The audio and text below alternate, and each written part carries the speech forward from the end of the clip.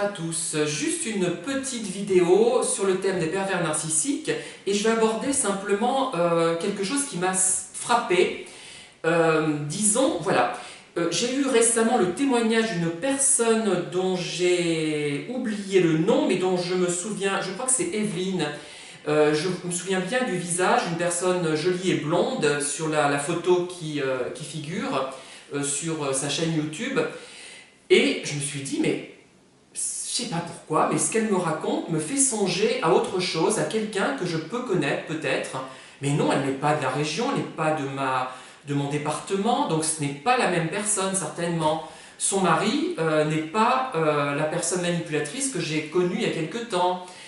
Elle parle pourtant d'un enfant, d'une fille de 23 ans, qui suscite un vif intérêt de son époux, de son ex-époux. Je ne suis pas sûre de me souvenir de tout.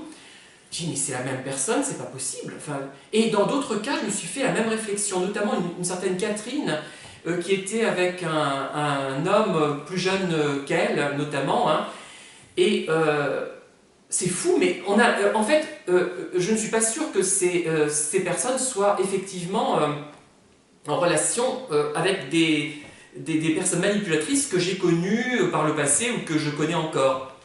Mais les pervers sont tellement dans leur fonctionnement, dans leur mécanisme proches les uns des autres qu'on les confond. Ce sont des gens interchangeables.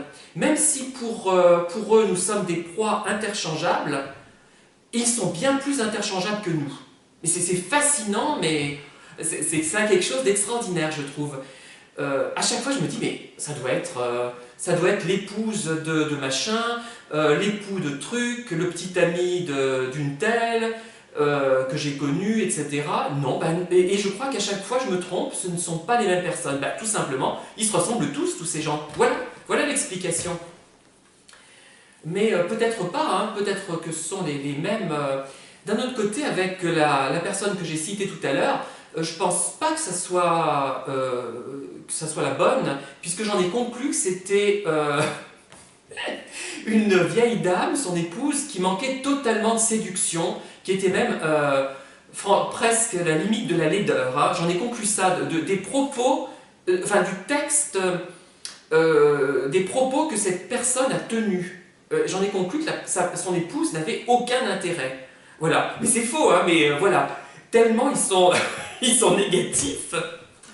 Bon allez, j'arrête de psychoter et je vous laisse. Je vous souhaite à tous une bonne journée et je vais cette fois aller marcher parce qu'il faut que je m'en sorte, hein, que j'en prenne le boulot. Allez, bonne journée, au revoir.